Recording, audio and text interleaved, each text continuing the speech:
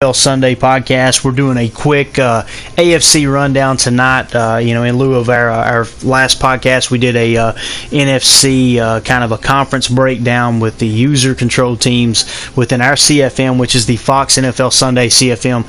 And guys, I'm jacked to have a couple of users actually on the line with us tonight. We're going to give a little bit of insight on these teams that we're going to break down. We're basically covering 5 teams in the AFC. That consists of the New York Jets, controlled by Big Found, the Buffalo Bills, who's controlled by Weldon, who's actually on the line with us tonight. We've got the Oakland Raiders, who's controlled by Mac, who's going to be listening in too. He may jump in and out of the podcast. The Kansas City Chiefs, who's controlled by TJ. He's actually a new user.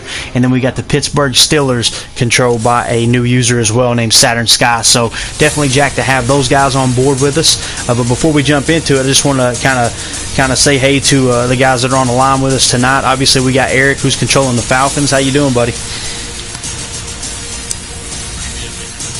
Doing good, ready to break this down. And I'm jacked about Madden 17, and I'm sure Weldon is the same way. How are you doing tonight, Weldon?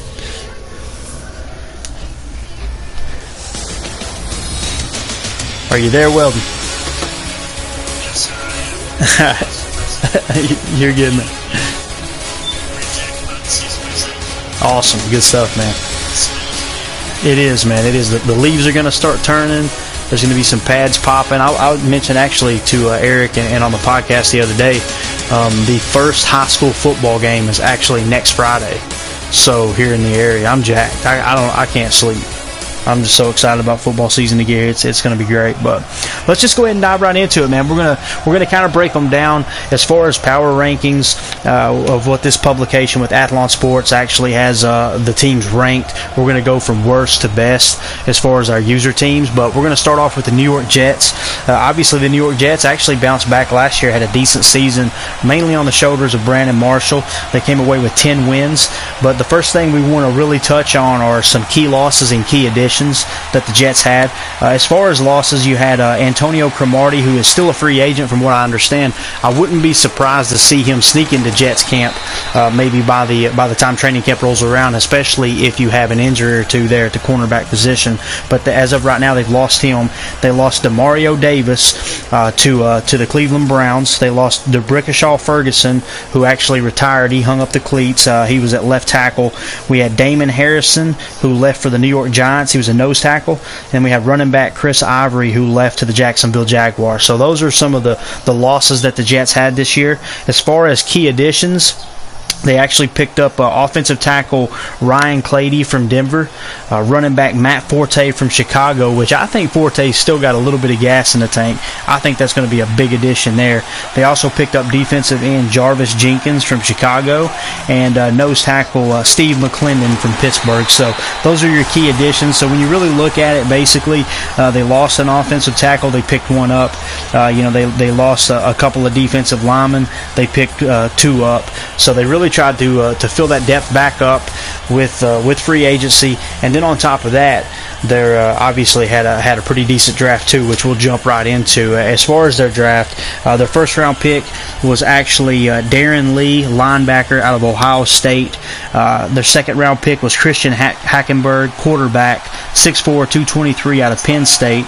I think he may be a sleeper personally. And then you got the third round pick, Jordan Jenkins, outside linebacker, 6'3", 259 out of the University of Georgia. So those are the top 3 draft picks. They actually came away with just an average draft grade of a C. So we'll kind of see how those players step in and play a role. Now, as far as their team leaders last year, Ryan Fitzpatrick, who isn't under contract from what I understand at the moment, actually had a pretty solid year. He passed for 3,900 yards, 31 touchdowns, 15 picks from the Amish rifle. And obviously they lost Chris Ivory in the offseason, and he was their leading rusher with 1,070 yards, averaging 4.3 yards a carry and 7 touchdowns. So that's a big loss there. A lot of production out of him. And then Also, their leading receiver was Brandon Marshall, who had 109 receptions, 1,502 yards receiving with 14 touchdowns. So those are kind of just some of the leaders from last year. Obviously, they lost Ivory. They're looking to fill that gap that he left. But I believe Brandon Marshall, as far as I know, he's back. He's ready to roll. He really impressed the heck out of me as far as the numbers that he put up last year. Now, if you look at the schedule going into this year, it looks like they have, let's see, 1, 2, 3, 4, 5, 6, 7 games against opponents who had a winning record last year. So, not too bad of a schedule when it comes to a 16-game season. However, they had 10 wins last year. I don't know how you guys feel, and I definitely want to get your input here. I can see them winning another 10 games as long as they do get, Fitzpatrick back into camp in time for training camp. I believe he created some serious chemistry there with Brandon Marshall. But, Weldon, what do you think about the Jets? I know you're a big Buffalo Bills fan. You probably see them, I guess, at least twice a year. How do you feel about the New York Jets? Despite my name and respect, the defense is going to come. They're going to bring in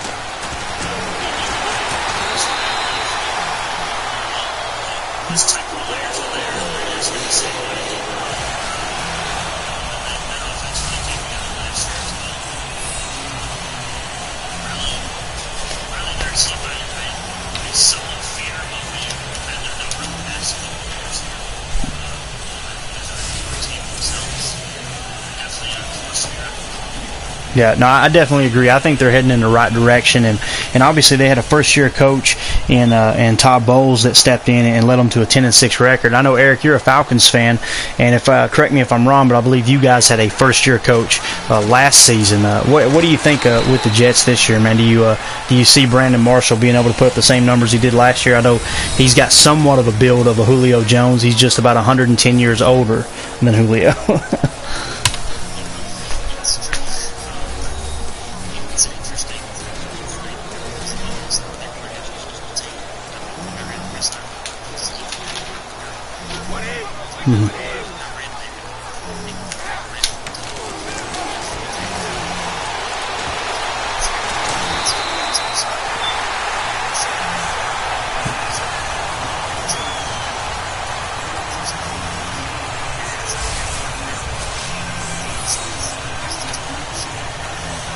Yeah, absolutely. I'm glad you brought up those 2 points, because when it comes to Matt Forte, he did. I don't even have the number in front of me right now. I don't believe here.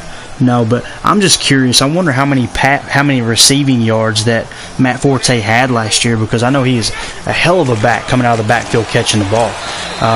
And like you said with Geno Smith, I was actually listening to a podcast earlier today with Daniel Jeremiah, and that's what they were saying, that they think the Jets are really trying to push Geno on into that starting position, and they think they can get just as much production out of him and for a lot cheaper than what Fitzpatrick is going to ask for. So nonetheless, it's going to be a lot of fun to see what the Jets bring to the table for sure there in the AFC East. So that's your breakdown for the New York Jets. They will be controlled by Big Found. He was a guy last year that he started off kind of slow and picked up the pace there toward the end of the year and really started to put his game together. I'm really excited about having him back in the league this year for sure. So that's your New York Jets breakdown. Now we're going to move on to the Buffalo Bills. I know Weldon's over there in his whitey tighties. He's jumping up and down on the bed right now. He's jacked about us doing this. So let's just hop right into it and kind of look at the key losses and key additions. As far as losses, they lost linebacker Nigel Bradham to the Philadelphia Eagles. They lost wide receiver Percy Harvin, who happened to retire. They lost wide receiver Chris Hogan to the New England Patriots, which we're actually watching on screen right now as the Patriots go up on top 6-0 in the first quarter against the Kansas City Chiefs. They lost cornerback Leotis McKelvin to the Philadelphia Eagles. They lost linebacker A.J. Tarpley, who actually retired, and they lost offensive guard Craig Urbick to Miami, defensive end Mario Williams to Miami. I really don't see anything on that list that makes me go, man, that's a huge loss. But again, I don't know the Buffalo Buffalo Bills as well as Weldon does. He may have a different opinion here in a second. But as far as the key additions, linebacker Lorenzo Alexander from Oakland, safety Colt Anderson from Indianapolis, safety Robert Blanton from Minnesota, linebacker Zach Brown from Tennessee, and cornerback Sterling Moore from Tampa Bay are your key additions there. So, you can see they had, maybe 7 departures and picked up 5 players, which tells you they definitely wanted to build through the draft, and that's exactly what they did with their first-round pick and Shaq Lawson. This is one of those guys that I think could be an absolute stud in the league. Just a solid pass rusher, defensive end, 6'3", 269 pounds out of Clemson. You know that Rex Ryan's going to know how to use this guy and really apply pressure to the quarterback. Their second-round pick was Reggie Ragland, inside linebacker, 6'1", 247 out of Alabama. Just a stud of a linebacker. I know we had some conversations during the draft, and we all agreed that the Buffalo Bills really hit a few home runs here early. In the third round, you had Adolphus Washington, defensive tackle, 6'3", 301 out of Ohio State. And I'm going to go ahead and mention their fourth-round pick. I don't know, man. There's something about Cardell Jones that just excites me. And Weldon, you can jump in here too, man. I don't know how you feel about him, but I mean that dude really showed what he could do at the college level. 6'5", 253 pounds. He's got the body built to be a pro quarterback. Obviously, he's out of Ohio State, so I think their draft was solid, and their grade here with Athlon Sports is actually a B.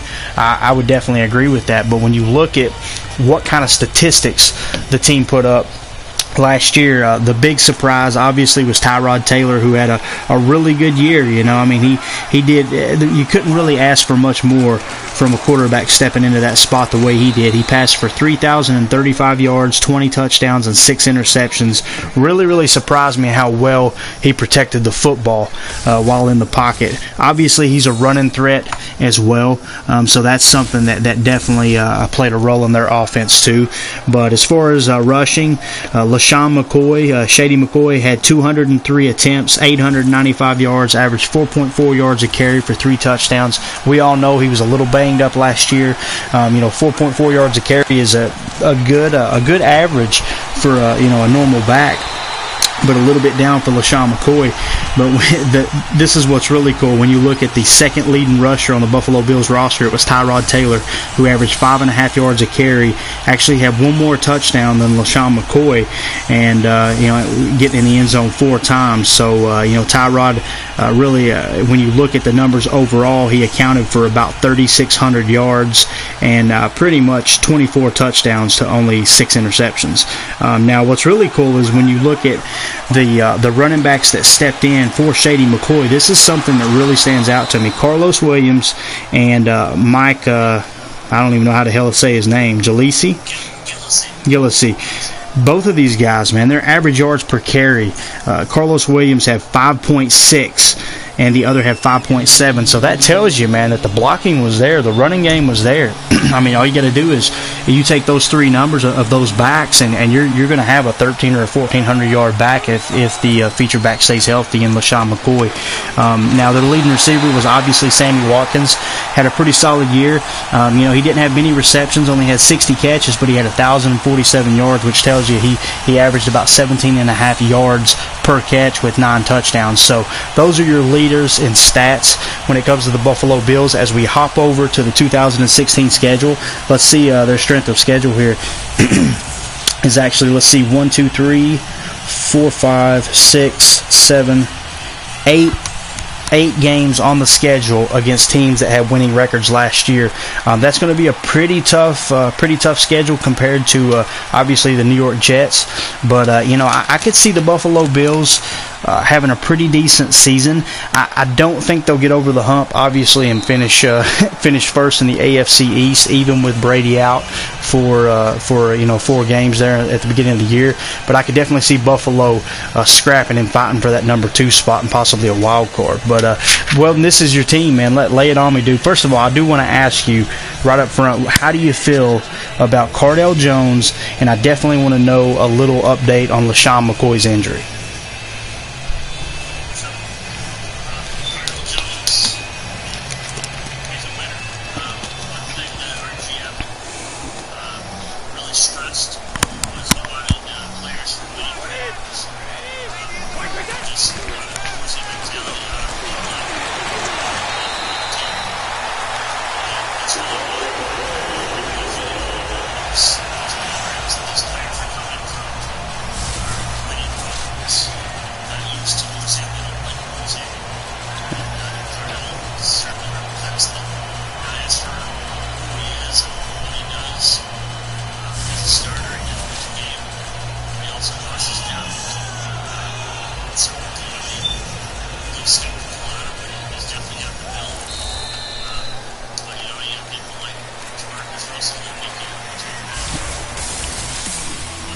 Definitely. Hey, Weldon, let me cut you off here real quick. Big Red Mac, hey, thanks for joining the broadcast here, Mac. Appreciate you tuning in. He just commented on the box down here that they can hear me, but they can't hear you two guys on the phone. So what we want to do, if you guys will go into your share settings real quick, there should be an option to allow your voice to be shared. There should be that option there. I'm going to double check mine. Oh no, he said you can. Never mind. He said he can, but their volume is really low.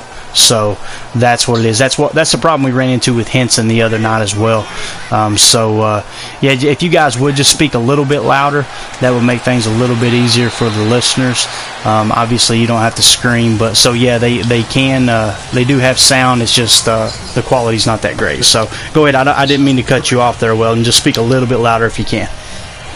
You're fine. I also turned my microphone up, so I hope that that helps a little bit. Cool.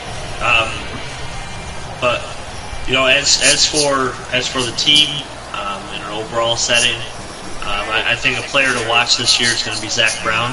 I think that'll be a big addition. Very good speed, good size. I can see him moving outside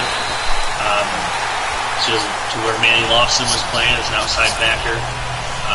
You know, that gives us a lot of speed on the outside. Our corners are you know, top 15 corners, both of them. Our safeties, you know, they're good. You got Ed Reed out there coaching the defensive backs. So you got a Rex Ryan guy teaching the way it goes. The defensive line. I mean, there's really they've filled a lot of holes. I would say our biggest weakness at this time is the right side of the offensive line as a whole. The right guard and the right tackle. We have Mills over at right tackle and a second-year player, Miller, out of Louisville that had some high hopes playing guard. So we'll see how they progress. I could see an older guy getting picked up in free agency here late. Definitely. Maybe, yeah, I can see something happening. Richie Incognito, you know, really for what he is, I can tell you for the Buffalo community, he's a great leader. He's a great ambassador, and really with the attitude that Rex Ryan wants to represent. You know, being a nice guy but being a tough guy is he really represents Buffalo very well for what he had went through in the past. Gotcha. Definitely.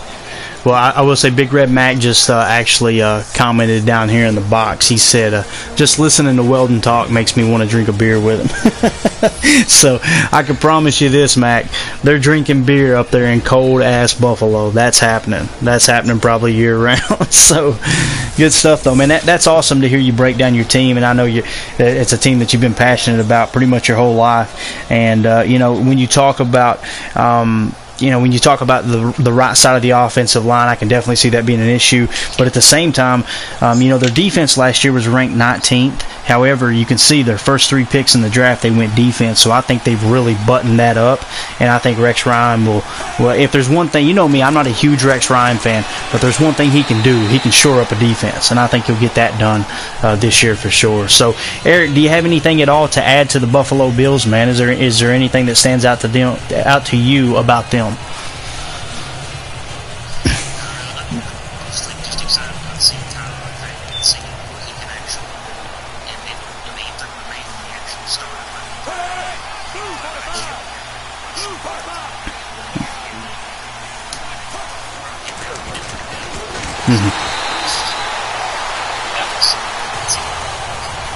Yeah. I would like everyone. Sorry to cut you off there, Eric. I would like everyone to know that Tyrod Taylor did not start the season as a starting quarterback. Yeah, exactly. Matt Castle actually played the very first play as a starting quarterback. And the rest of the season, Tyrod Taylor was Tyrod Taylor played wide receiver on the very first play of the season. Is there any reason for that? Go ahead, Eric. Matt Castle made 76 cents for his start in Buffalo. Lord. Eric, and they said that your volume sounds like it's really low. You may be able to go in there and adjust your mic settings. I don't know if you know how to do that. If you go to, you hold down the bubble on your controller and go to adjust device, there should be a volume there for your mic. But if not, speak a little louder. You can shout from the hills, whatever. It don't matter. But yeah, I'm with you, Eric. I think it's going to be really cool to see what Tyrod Taylor does, because I know he played the majority of the year, but it just didn't feel like he had a really good saturation of them. But let's say when you look at his attempts, and let's compare it just real quick to another team. Let me just flip over here and see. I would like to kind of see what the normal attempts. Okay, here you go. Ryan Tannehill had 586 attempts, right? Tyrod Taylor only had 380 attempts. So you go ahead and let's add 200 more attempts onto that. That's going to give you, my goodness, that's going to give you probably 4,200 yards passing, probably 28 to 32 touchdowns and 10 picks. That's a pretty good year. My goodness. That Mac will vouch for this, and I'm sure you will as well, Weldon. You put that in the early 90s, that's an MVP season. that's one of the 3 MVPs that Favre won right there. Unfortunately, the game's changed so much that obviously the numbers are inflated, like what you said earlier, that Palouts, he got kicked because he was going to break the passing yard record with sacks from Cameron Wake.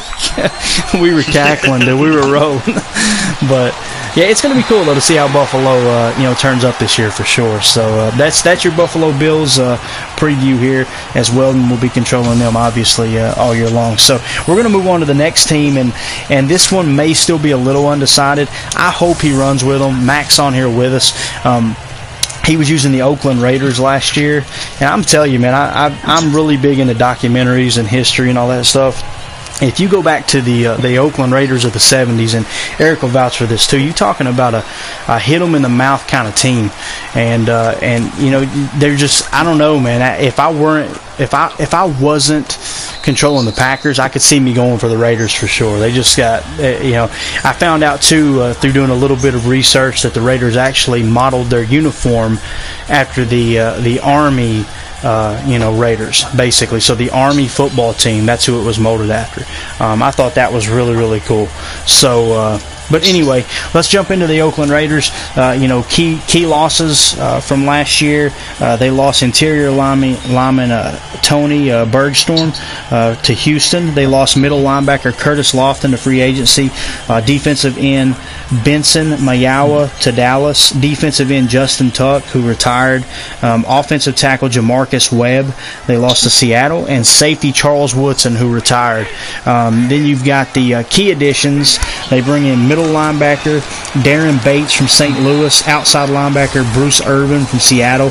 Safety Reggie Nelson from Cincinnati.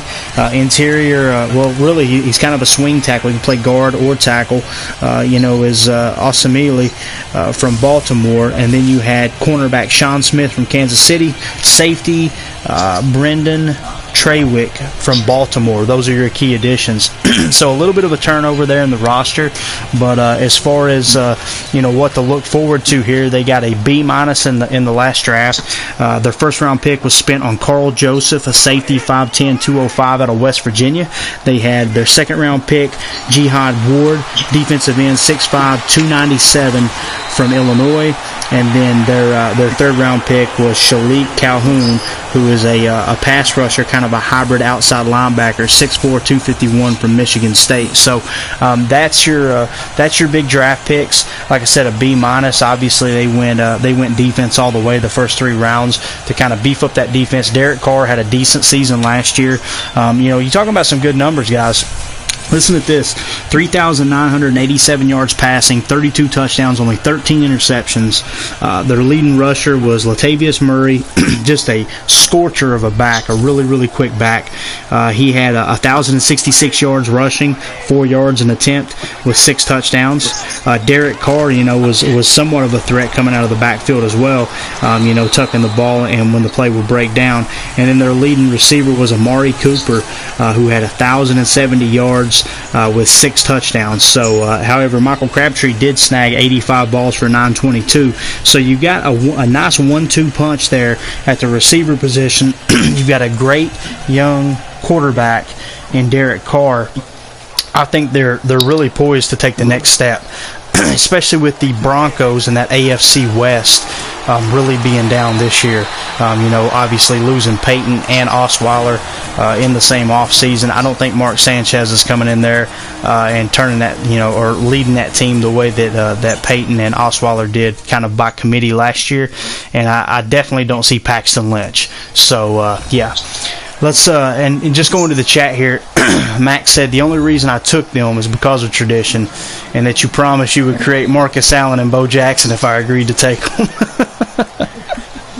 Hey, well, you would appreciate this, man. We were just actually watching one of Big Red Mac's broadcasts just then, and for anybody who's watching this later, listening on the podcast, definitely go to Big Red Mac's channel and subscribe. You're going to love the content over there. He was just playing Tecmo Bowl, and Bo Jackson was slinging people off, dude. It was hilarious. It was great. He was back there with Joe Montana throwing it up to Rice, and man, you talking about bringing back some good memories. Did you ever play any Tecmo Bowl, Weldon?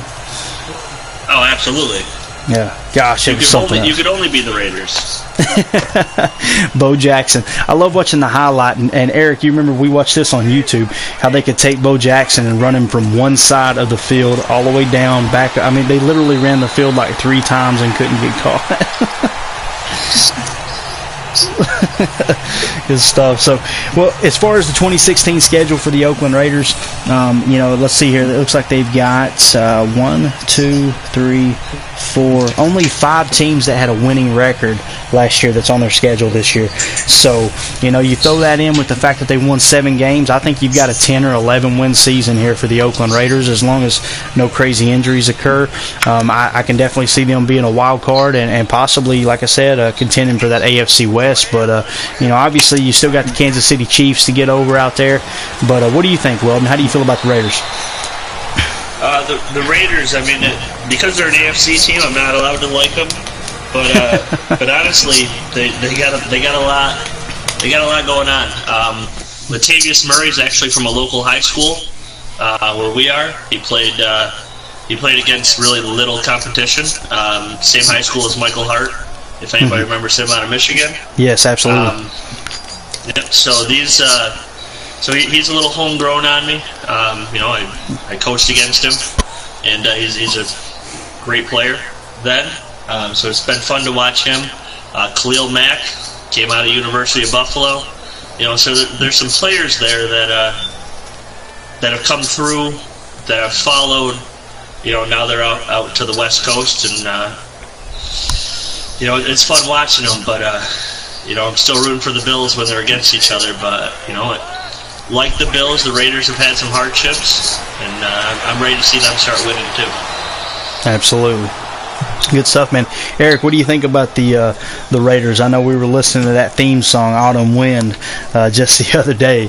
What do you think about the Raiders this year, man? What stands out to you? I gotta say, man, I think I'm going to go with my stance of just railing against the coaching in the front office, because it seems like the Raiders always have a good team on paper, but they can never create a winning season. It's true, and there's always a big turnover when it comes to staff in Oakland. And, now the days of blaming Al Davis are over, and I know his son Mark Davis took over, and I love their general manager in Reggie McKenzie. He was kind of groomed in Green Bay underneath Ted Thompson.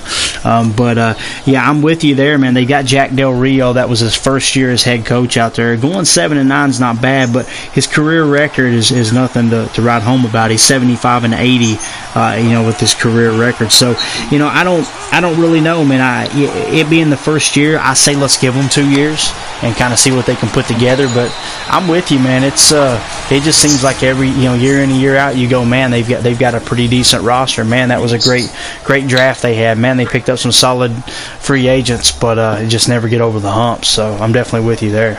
But yeah, that's your.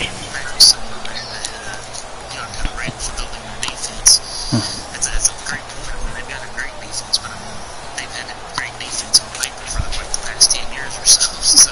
Right, and he's right with Khalil Mack for sure, man. Man, that guy's he's a monster. He's going to be a very, very good linebacker for a long time. And I definitely see what you're saying there, Mac, comparing him to a Patrick Willis. I really want him to be good, man. I don't know. There's just something about those old dynasties. I always want San Francisco to be good. I always want Dallas to be, as bad as I hate Dallas, I want them to be good because it's good for football. I want the Raiders to be good. I want them to bring back that kind of that bad boy attitude. There's just something about those old school teams that just, I don't know, they get me going for sure. So, but anyway, that's your breakdown for the Oakland Raiders. I think they've got a shot to pull out 10 wins. Let's see what Jack Del Rio can do there while he's in Oakland. So moving along, we're going to climb into one of the teams that's being showcased here in this game as we give you a scoring update. Tom Brady threw a crucial pick there inside the red zone just a second ago, which definitely took points off the board. They had a chance to go up by at least 10 before halftime, but right now as it sits, the Patriots are leading the Kansas City Chiefs 7-0, and that's who we're going to talk about here is the Kansas City Chiefs. And looking at their key losses last year, they lost free safety Abdullah, he retired. They lost interior lineman Jeff Allen to Houston. Quarterback Chase Daniel went over to Philly with Doug Peterson. Defensive end Mike DeVito actually retired. Left guard Ben Grubbs as a free agent. Cornerback Sean Smith went to Oakland, and offensive tackle Donald Stevenson went to Denver. Now, with your key additions, you picked up strong safety Stevie Brown from the New York Giants, linebacker Andy Malumba from Green Bay.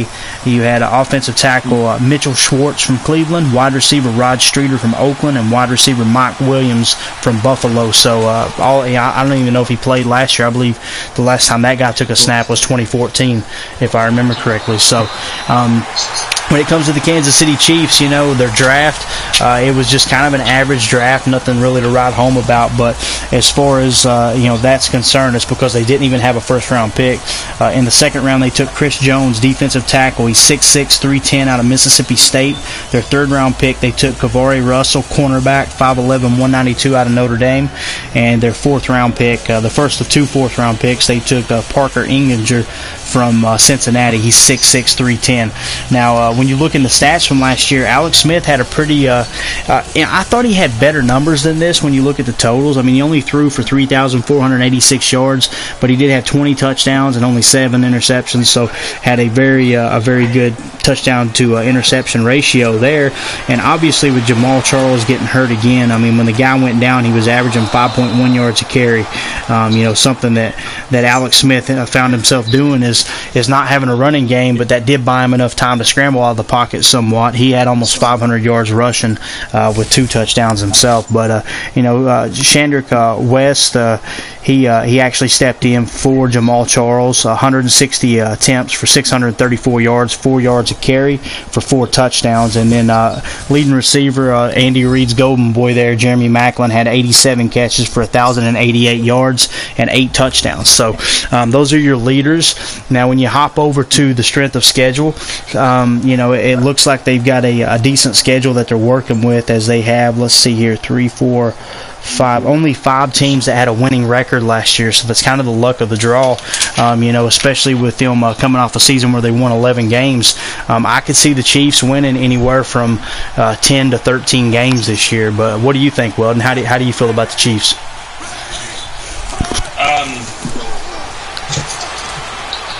The Chiefs, I used to play in a league that we could use 2 teams, an NFC and AFC team. I had somebody that was another diehard Bills fan that I gave the Bills to. That hurt enough, but I always used the San Francisco 49ers, and I always used the Kansas City Chiefs. I used to run the triple option. Alex Smith would get hurt. Chase Daniel was my boy. So I am definitely rooting for him out there in Philly. But as far as just a pure roster, the Chiefs have really been solid for a long time. But they're not great. They're good. And everyone on the team is good. There's just very few superstars. And it takes superstars in this league to win games. No, absolutely, and they say it all the time. When the game's on the line, don't think play, think players, and that's what you're looking for. I will say Tom Ali, he's still somewhat of a beast on defense, and then also you've got the man himself there, Justin Houston, one of the best pass rushers in the game. So I think they do have a solid defense. Obviously, you still got what's his name? I believe it's Derek. Is it Derek Johnson there in the middle? At middle linebacker. So there's definitely some talent on the roster, and Andy Reid always finds himself flirting with that 11 or 12 win record there at the end of the season. But what do you think there, Eric? How do you feel about the Chiefs?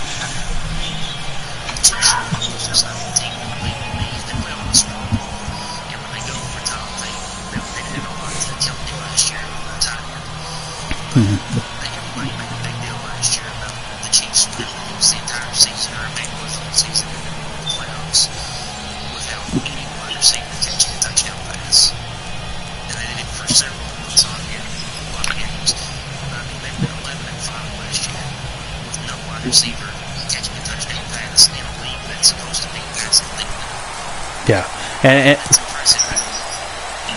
Yeah.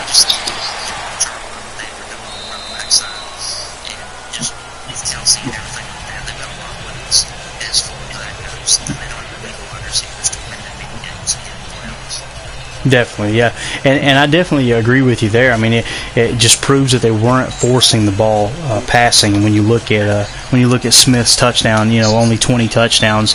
Obviously, Macklin turned it on a little bit there toward the end of the year with 8 touchdowns, but with Kelsey, that's a pretty solid year for a tight end. 72 catches, 875 yards, and 5 touchdowns. So I'm with you, man. I like the small ball. It's I don't know. There's something about it that controlling the clock, low risk, type offense. That way you're not turning the ball over, you're not giving up those invisible yards, that type of thing. So I could definitely see the Chiefs having a pretty good year. And again, they're going to be controlled by TJ, one of the new users in our league. So definitely look for him to have a little bit of success with the Kansas City Chiefs this year.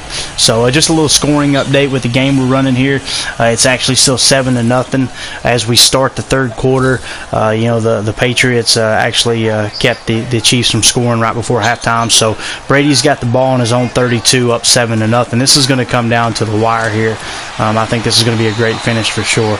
But let's move on to the last user-controlled team in our league, and then we're going to do some division picks real quick as we wrap the show up. But the Pittsburgh Steelers. I don't know how you guys feel about them, but I've got them picked to win the whole shebang. I think that this is the year that Tomlin gets another ring. I think he has a great roster in place, and I'm going to tell you, when you look in the past at teams that were great, when you look, when you look into the set, let's go all the way back to the 70s here, okay? Let's look at the Pittsburgh Steelers of the 70s. You had Terry Bradshaw, right, Hall of Famer. Franco Harris, Hall of Famer. Wide receiver Lynn Swann, Hall of Famer. You got the triple-headed monster. You got the triple threat there, right? The 3 big wigs.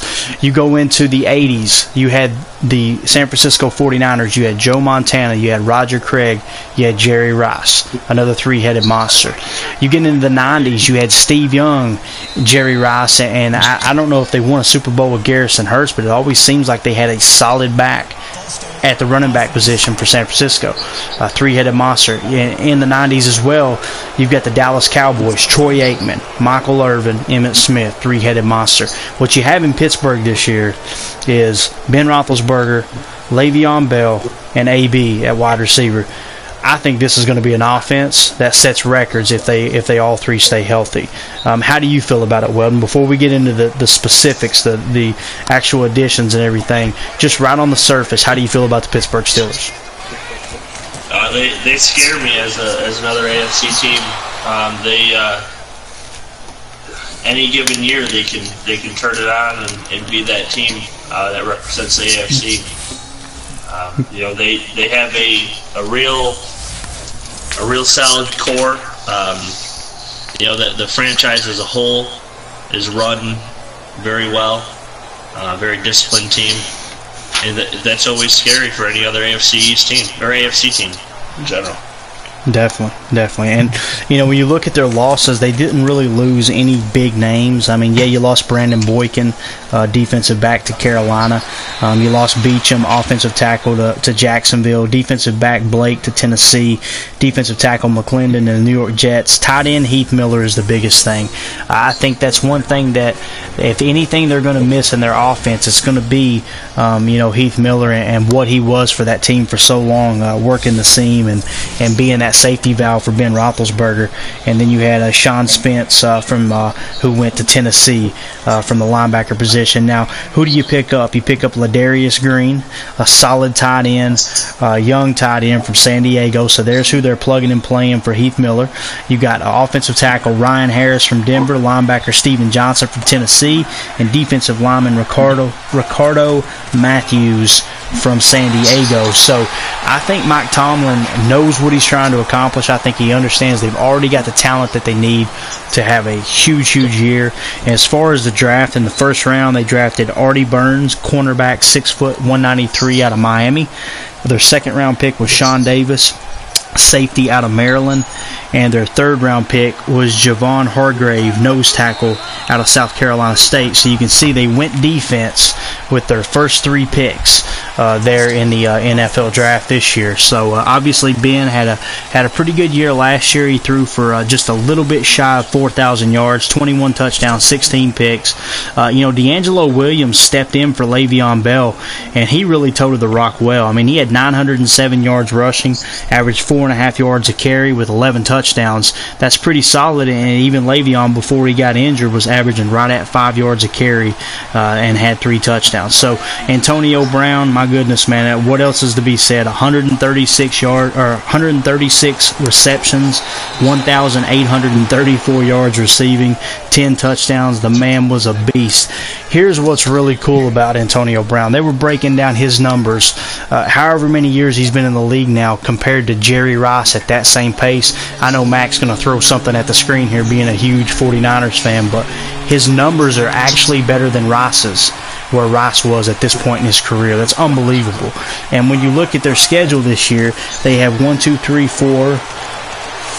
only 5 teams that they're facing that had a winning record last year. So what you've got here is, I think everything is perfectly put into place for the Pittsburgh Steelers to go on a run this year if they stay healthy. And I'm telling you, they're my Super Bowl favorite the way it sits right now. Eric, how do you feel about the Steelers? I know on Madden 16 last year, you actually ran with them for a little bit. Well, how do you feel about the Steelers this year?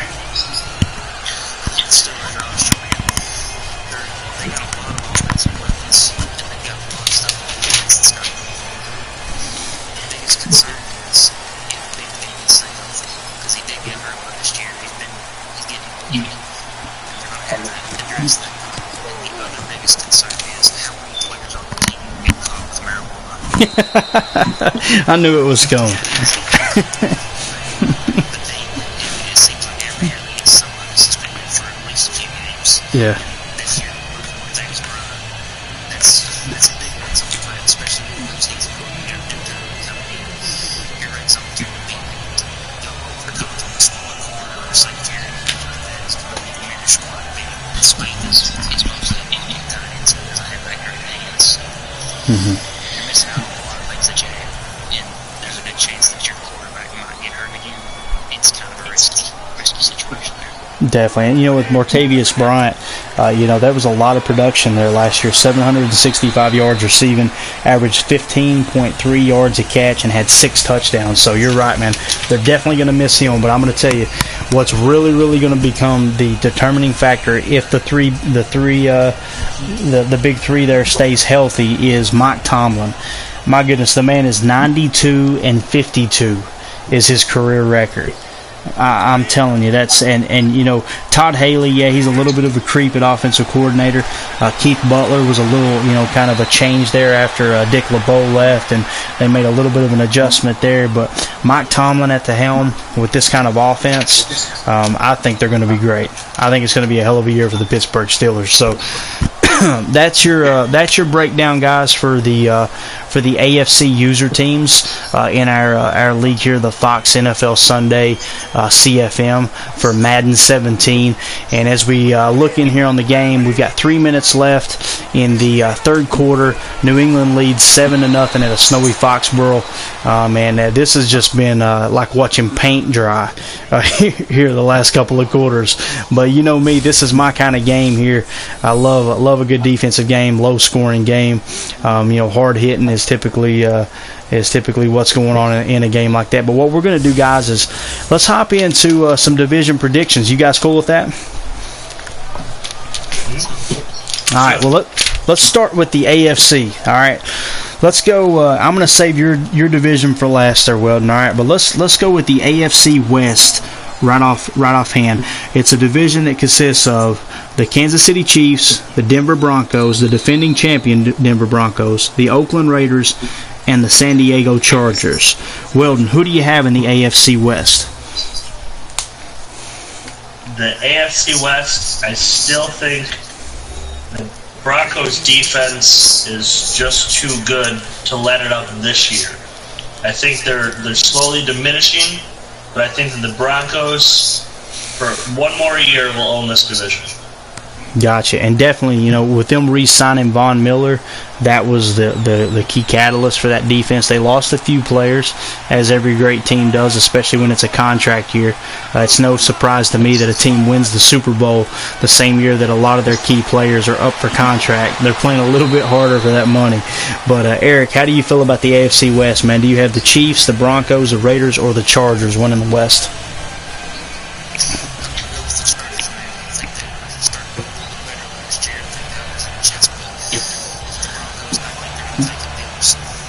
Gotcha. Good stuff. So you got the dark horse, the Chargers, coming from the back of the pack. Phillip Rivers leading the helm. I know they did pick up Ken Wisenhunt as their offensive coordinator, so he's in town now. You never know, man. You really don't. The cool thing about the West is, I think any of the four teams can win this division. It might be the closest division as far as competition in the entire NFL. So if I had to pick one, I'm going to go a different route, and I'm going to say the Kansas City Chiefs. I think Andy Reid gets it done. I think Jamal Charles actually stays healthy, and I think that he might even win the rushing title, and the Kansas City Chiefs win the West. So moving along, the AFC South. That's a division that consists of the Indianapolis Colts, the Houston Texans, the Jacksonville Jaguars, and the Tennessee Titans. Weldon, who do you have in the AFC South? I'm going a little dark horse here, but I see the Jaguars making the jump. Really? Nice. Yes, I do. Just a lot of good things happening there. Blake Bortles. There's really not a lot going on. Andrew Luck. I mean, all you got to do is get past the Colts, who've been kind of shabby. So there's not, if you remember the Colts and the Titans, a couple of years back, you never really knew who was going to win that division, and really all of them kind of sucked. I feel like it's still there, and they even had Peyton Manning at that time. So I think it's in the same boat, and the Jaguars, have a chance to. They at least have a chance to make the run at it. So I'm going to go with them. Gotcha. Good stuff, man. Good stuff. Blake Bortles, he really surprised me. He climbed up into the top 100 on the NFL Network, and I was like, where the hell did this guy come from? So I know he was a high draft pick, but yeah, man, I could definitely see the Jaguars sneaking up for sure. And to me, it all depends on how well that offensive line protects the Indianapolis Colts. That's going to give Andrew Luck time. I know he played before he got hurt last year. They said he was playing hurt before he finally went on IR. So I think that had a lot to do with his numbers dipping. But Eric, how do you feel about the South, man? Do you got the Colts, the Texans, the Jaguars, or the Titans? I'm going with the Texans. I think they're going to finally nail down a quarterback, and Jadavian Brown is going to frog off the hospital. Nice, very nice. I'll tell you, you keep Clowney healthy, and he lives up to the expectations that he set in college. And J.J. Watt is an absolute monster. Now you throw in Brock Osweiler. I love Peyton Manning, guys. Peyton Manning, in my opinion, is one of, if not the greatest quarterbacks in the history of the game. He's definitely a top 3 quarterback, in my opinion. Now, with that being said, Brock Osweiler carried that team last year. So I can definitely see him stepping in for the Houston Texans and possibly leading them to an AFC South championship. But, if I had to pick a team here, I think it will be close between the Texans and the Colts.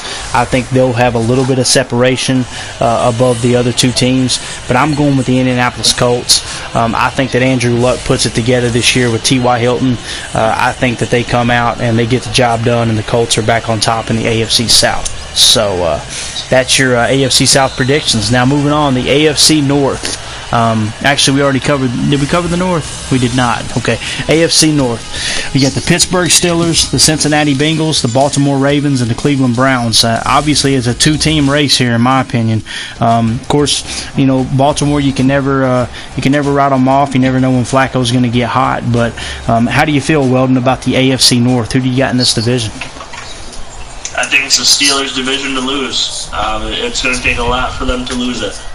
The other teams are always tough, but I think you're right on the money with the Steelers having a special type of season, and it's going to take something happening for them to lose that division. Absolutely. I couldn't agree more. The Bengals were a strong team; they were solid, but as far as the Steelers, I think they're going to run away with the division, maybe by 2 or 3 games, with the way that offense is stacked up. And I was trying to scroll up here and read Mac's last comment. I'm not sure who he was talking about there, but he said they were very quietly improving extremely well last year. No press, top 5 most improved team, in his opinion. Should have been on the cover of Madden. Mac, if you can hear me, man, who were you talking about there, man? I'm sorry, I let the chat get away from me there. And while he's typing it in, Eric, who do you have in the AFC North? I think Big Ben's in here, and last year the Bengals were at 12-4, and they looked pretty unstoppable for the first 10 or 12 innings. So I think they're going to be able to carry that on and be able to do some stats. Gotcha. Good stuff, man. Good stuff. I mean, you're right, dude. He gets banged up, and they always seem to find a way to patch that offensive line together, but he definitely takes some hits. So, like I said, I think it could be a 2-team race, but I'm definitely going with Pittsburgh, just like what Weldon said. But, Mac, just to clarify, he was talking about the Jaguars, and he believed that Manning should have been on the cover. Let's talk about that for just a second before we get on the AFC East. The Madden cover this year, don't y'all feel like there's something with Peyton Manning? Like, why would they not put him on the cover? I know they put Favre on the cover whenever he retired and unretired and all that garbage, but it really was kind of surprising. I thought they would go with Peyton Manning too. What do you think, Weldon? Would you be opposed to Peyton Manning being on the cover this year with him riding off into the sunset? No, honestly, I believe this for many years, but I really think by territory they should have a player from each team, supporting the cover, and I think it'll make it more of a collector's item to have more copies and more covers. Yeah, so kind of like the local magazines, right? The local previews, they typically have a player like the one I'm looking at here actually has Marcus Mariota on it, because we're down here in Tennessee. As where you go to Green Bay and find the Athlon Sports NFL preview, it's probably going to have Aaron Rodgers on the cover. I like that idea. What do you think about that, Eric? Having a kind of a regional cover, maybe, to kind of specify.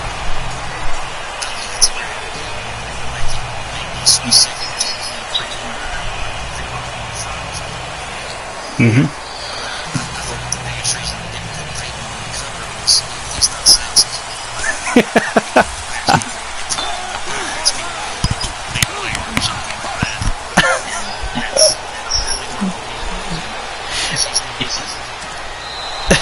That's hilarious, man. The first thing I thought of was Gronk posed up with that porn star, and then I think And then I think of Peyton Manning's forehead. So I think you're on to something. Max said he's got it all figured out. It's just EA Sports is too damn cheap. Yeah. All right, well, let's do it. Well, the time has come. It's the AFC East. I'm going to go to Eric first here. And, Eric, who do you have winning the AFC East? You've got the Patriots, the Bills, the Jets, and the Dolphins. Who do you got? And don't you dare say Dolphins because you love pullouts so much.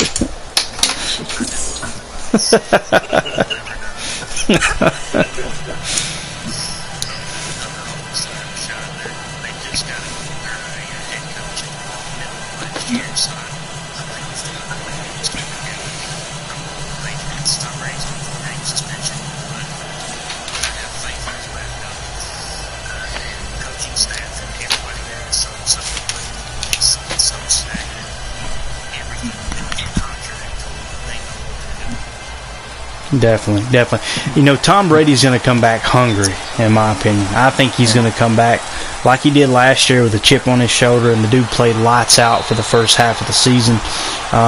The 4 games will hurt him. I don't know how good Jimmy G will be, but I think that if I had to pick, I would say the Patriots, but I do have to say I think the Bills will really cover some ground this year, and they'll definitely finish second, maybe only a game or 2 behind the Pats. So how do you feel, Weldon? Is this the year that the Buffalo Bills win the East? You got to hear me out.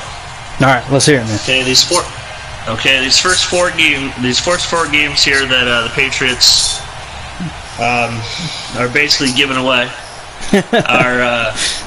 are 2 division games.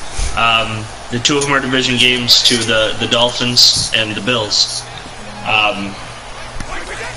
The Bills themselves had only lost 2 division games last year themselves to the Patriots. So with that in mind, I think there's more of it. If there's any chance for it in the Tom Brady era, is this year.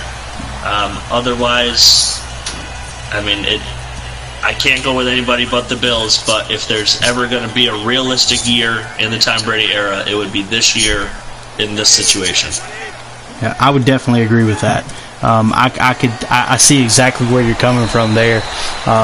Missing 4 games. What if they lose all 4 of those games? I don't know the statistic, but I don't know if there's ever been a team that's lost the first 4 games of the year and then gone on to win their division. That's going to be a big hurdle.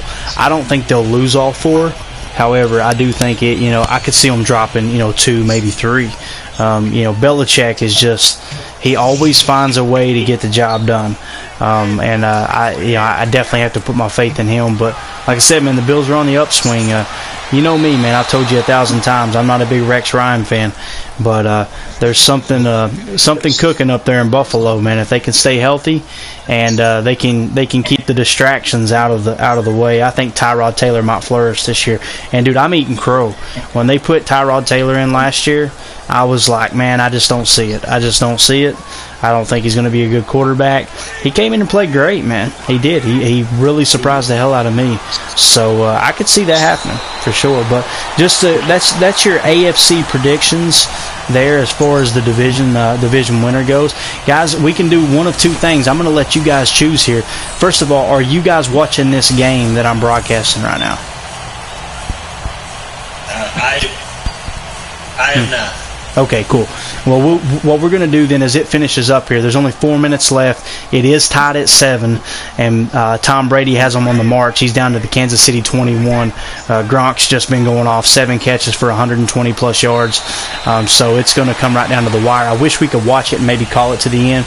But instead, let's do a really, really quick rundown of the NFC division winners, okay? And let's start with the NFC South. Eric, this is the division. You're a big fan of the Atlanta Falcons. You've got the Carolina Panthers, the New Orleans Saints, the Atlanta Falcons, and the Tampa Bay Buccaneers. Who do you have winning the NFC South?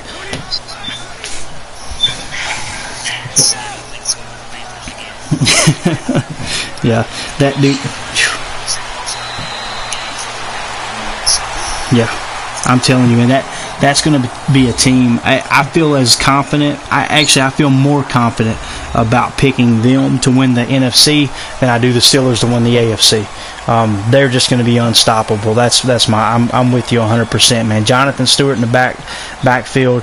You've got a great tight end in Olsen. You've got the reigning MVP in Cam Newton, and then you've got Kelvin Benjamin healthy. Look the hell out, man. It's going to get nasty over there in Carolina. But how do you see it here, Weldon? What do you think about the NFC South?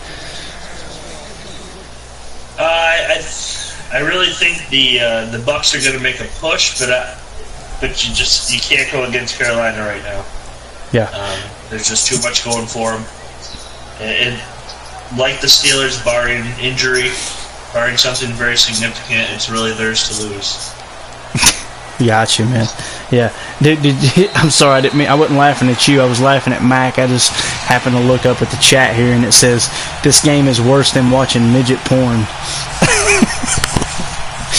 What the hell?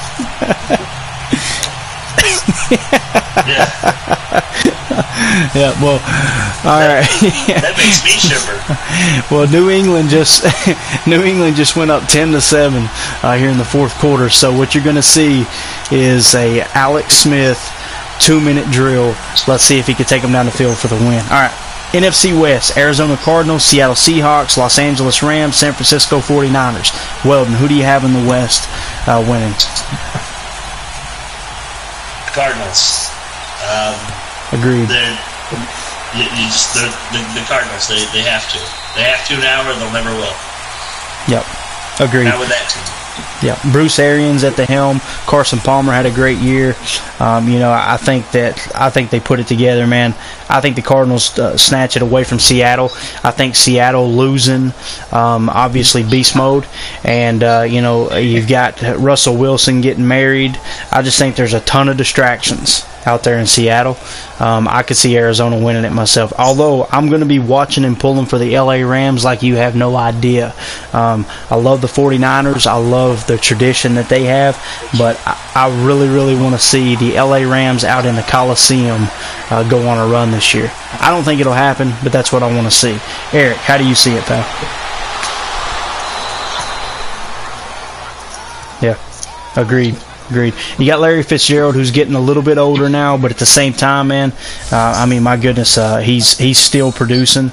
That play he made against the Green Bay Packers, I still have nightmares about. They're late in that game, but the Cardinals, I definitely see them running away with it. All right, let's move on to the NFC East. This is an exciting division this year, man. I don't know how you guys feel, but you got the Dallas Cowboys, who are absolutely loaded on offense. You've got the Washington Redskins, who Kirk Cousins last year led the league in completion percentage. You've got the New York Giants and the Philadelphia Eagles kind of laying back a little bit.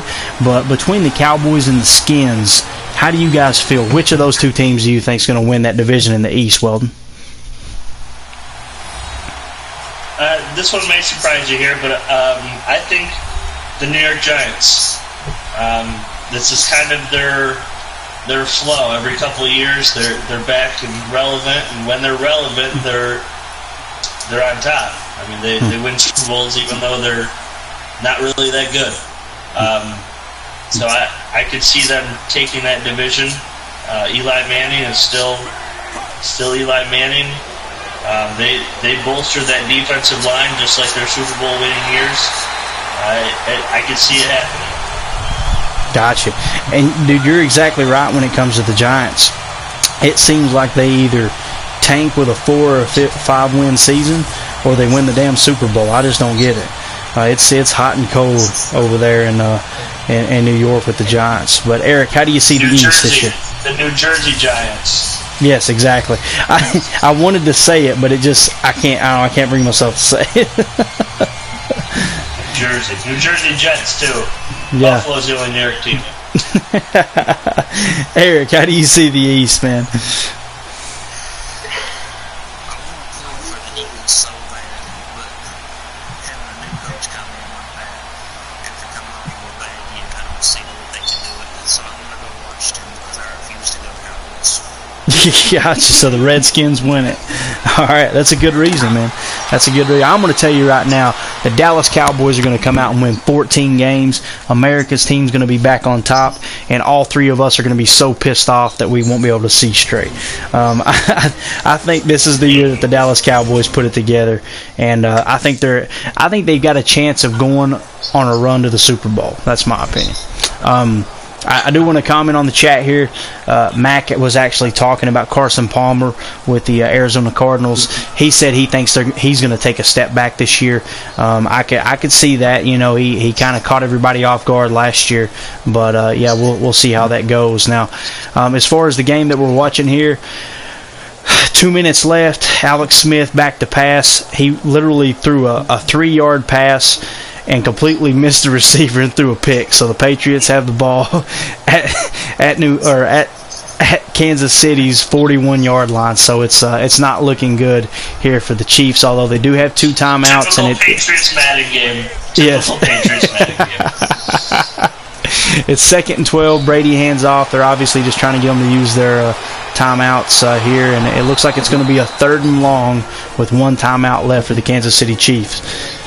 So all we have left here, guys, is the NFC North. Real quick, who do you have winning the North, Weldon? You got the Green Bay Packers, the Minnesota Vikings, the Chicago Bears, and the Detroit Lions. Who do you see winning that division? I can't bet against Aaron Rodgers. I know the Vikings had it last year, but for everything good that they're doing, they don't have Aaron Rodgers. They just don't have Aaron Rodgers. You can't bet against the guy. Yeah, trying not to give this a biased approach, being a Green Bay Packer fan, I want to say the Minnesota Vikings have a chance to really cut the corner.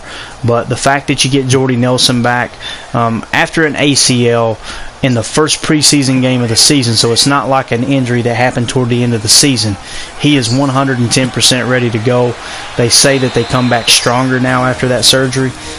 So you're talking about getting a 1,500-yard receiver back in an offense with Aaron Rodgers at the helm. Eddie Lacy is trimmed down about 20 pounds, they said. Well, I'll believe it when I see it, and there's no more sneaker wrappers in his damn locker. But also you've got on the defensive side, the defense really stepped up last year too with that secondary, and also they're moving Clay Matthews back to the outside, so he's going to be a primary pass rusher again. So I think my Packers will take it. However, I think the Minnesota Vikings, man, with that new stadium, Teddy Bridgewater, AP will be back, obviously. They picked up that young receiver. I can't remember his name right offhand. I can see the Vikings being the buzz team there in the North. But, Eric, how do you see the NFC North?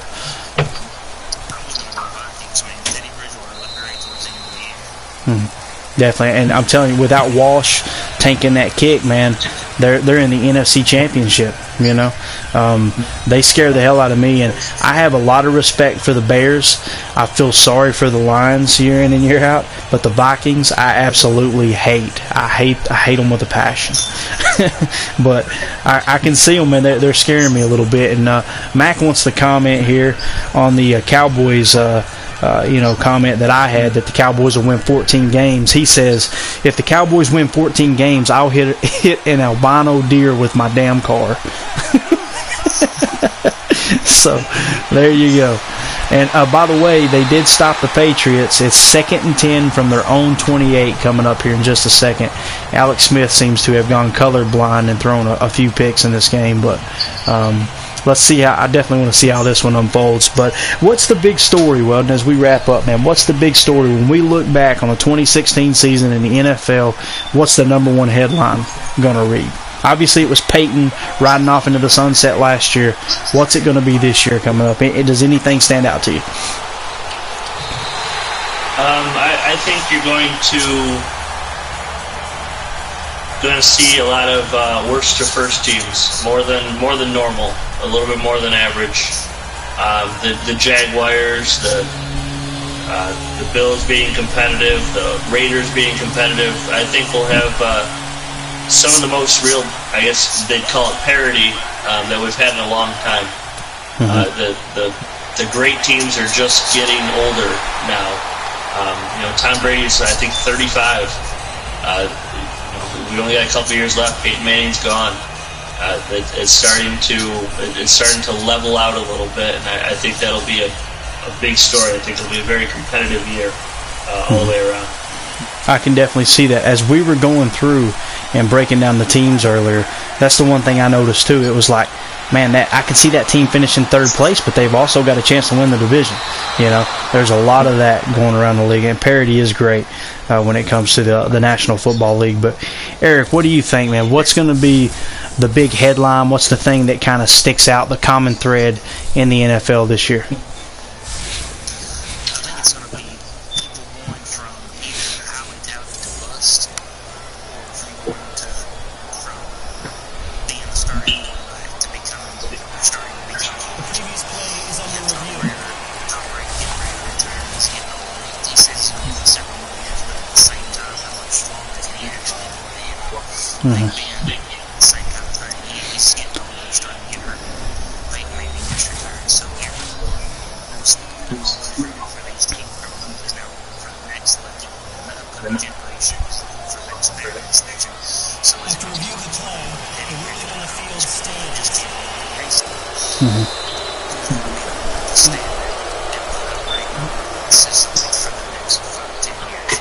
Yeah, that's a great point, man. I understand exactly what you're saying. And the first person that came to mind for me as you said that was Derek Carr in Oakland. I can see him kind of stepping up and hitting another level. Man, what if he comes out and throws 43 touchdowns and 10 interceptions, rushes for another 400? And it's kind of sad. It's bittersweet. You have Tom Brady winding down.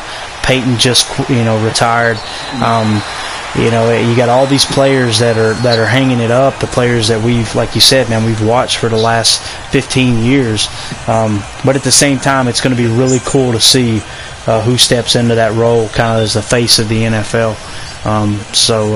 Yeah, I think it's going to be a good year.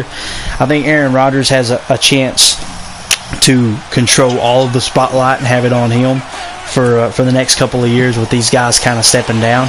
But at the same time, one of the young bucks can emerge, and that's exactly what the league wants. You always want somebody younger stepping into those roles. So just a little update here on the game. It's now 3rd and 10. Kansas City has the ball.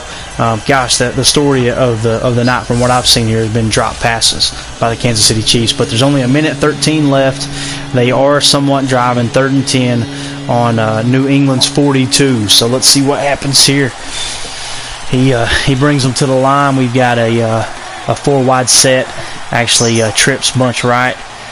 Drops back to pass. Looking, and he is sacked. 4th and 20, and he's bringing them to the line in a hurry, going, listen, guys, let's just get the hell out of here. I can't feel my fingers. Let's just run one more play here. Boom. And it's picked off by Patrick Chung. So that's your ball game. New England's going to win this one 10-7. It did go to extra innings, but the score is 10-7, and this one's in the bag. So it was actually a pretty good game, and I expected a little more offense than that with Jamal Charles actually on the field and Gronkowski on the other side. But the red zone defense really stepped up, so that was a lot of fun to watch. Although Big Red Mac obviously disagrees. So anything else you guys want to say here before we wrap this bear up, man? I know we are going to put it on MP3 form, and it's going to sit on the YouTube channel as well. You guys make sure you anybody who's watched this or watching it on delay, just go to my YouTube page and you can subscribe. Also go to Big Red Mac's page and subscribe. He's got some awesome content on there. Old school Tecmo Bowl tonight, man. You never know what you're going to get from Big Mac. And thanks a lot for tuning in, Mac. Good night, bro. It was good chatting with you for sure. But anything you guys want to wrap the night up with here, man? Anything y'all want to add? Yeah, I got one thing. How do you feel about Kenny Clark being the lowest rated first rounder in Madden this season? We're on to Seattle. No. I'm gonna go with the Belichick. What was it? We're on to who was it? He said. Yeah. Yeah, I know what you're talking about. It was right after the Kansas City game. He said we're on to I can't remember who it was. It was like, we're on to Cincinnati, I believe is what it was. Yeah, I seen that come out, man. And here's the thing about it, though. You know how I am with especially the young players. The overall rating doesn't mean that much to me. The big thing that means that affects especially a young player in Madden is obviously their strength, their acceleration, things that are too expensive to upgrade once you get into your CFM. I think Kenny Clark's going to possess all that, and you got to understand too, Weldon. What was his rating? A 75? Is that what they gave him? What was it they gave him? 73. 73. 73. But he is the youngest person in the draft, from what I understand. He's only 20 years old. So when you look at a player that's 78 and they're 22 years old, you know what I'm saying? 2 years down the road, I'll have Kenny Clark at about an 82 or 83 at least. So he's going to pass them as far as rating in conjunction with their age. But I think he definitely should have been rated higher. However, I'm cool with it though. How about you, man? What was? Did you get to see your boy Shaq? What was his rating? Your first round pick there in Buffalo. Shaq was a 79 and Ragland was a 78. Nice. Now, is Ragland? Did it say anything about his injury rating? Ragland, no. But I did get there was a report out today that Shaq Lawson could miss the entire season. Oh wow. With his injury, but he instantly refuted that report and said that he's still on the normal schedule. But an ESPN analysis person decided to blow up on Buffalo and say that he would be out the entire season. But Buffalo completely denies all that. Yeah, so don't believe what you read on the internet. Right, exactly. Well, I definitely hope he's healthy, man. You never want to see a first-round pick have to sit out a whole season. That tends to be what's been going around in Jacksonville. And have we heard anything on Ramsey? What's Ramsey's latest down in Jacksonville as far as his injury? He's ready to go. Good deal. He should be ready by week 1, is what I see. But that could linger. That could come back once they start working out together again. Gotcha. And it sucks because Fowler last year, obviously he went down early. I believe it was in preseason. And as soon as you heard that Ramsey was banged up, it was like, my goodness, here we go again. But man, you get Fowler back too. That's something too. We were talking about Jacksonville. That's going to be another. Jacksonville's coming. Yeah, I'm telling you, man. You're right. I could see it happening. Eric, you got anything else, man? Anything you want to add?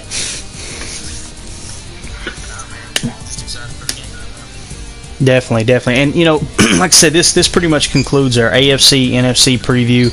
I just wanted everybody to kind of get a quick preview of their team, kind of what to expect in the upcoming season, as at least the people, the user-controlled teams. What I'd like to do now, if you guys look on my YouTube page when you get a chance, Mac and I actually put some cover art together, and I'm going to start doing a podcast, and it's going to be called The Real Football Podcast. And what we want to do is tap into that simulation community that loves sim-style football. There was 2 other shows that were really, really good there for quite some time, and now both of those shows have kind of morphed into things that are a little bit away from CFM and a little bit away from sim-style, when it comes to podcast covering what Madden's supposed to represent. So I'm going to now launch a podcast where it's going to be all about Madden, all about sim-style football, and really we can talk football too. So I definitely want to invite you guys to join me on that whenever we do it. There will definitely be a lineup of what we're going to cover in the show. It's going to be very, very organized, very professional in that regard, but we'd love for you guys to be a part of that. So just keep your eyes peeled towards that. If you know of anybody that likes Madden outside of our league, likes that type of NFL football talk, definitely pass the word along, and we'll make sure they get the show in their ears for sure. So all right, fellas, well, I'll let you go, man. I know it's getting a little bit late. Appreciate you guys joining me, man. This always makes it a lot funner when you got 1 or 2, 3 people to kind of throw some ideas back and forth, and a little bit of banter, a little bit of crap talking. That's what it's all about. But I really appreciate your time, guys. For Weldon and for Eric, this is Lambo 1919 from the Fox NFL Sunday CFM. We're signing off. Appreciate you tuning in. If you enjoyed this content, go in the comments section, click on Big Red Mac. Definitely definitely subscribe to his channel, subscribe to our channel, hit that like button, and we'll have some more content coming out very soon. Appreciate your time, guys. Y'all have a great night. Peace. Go Bills.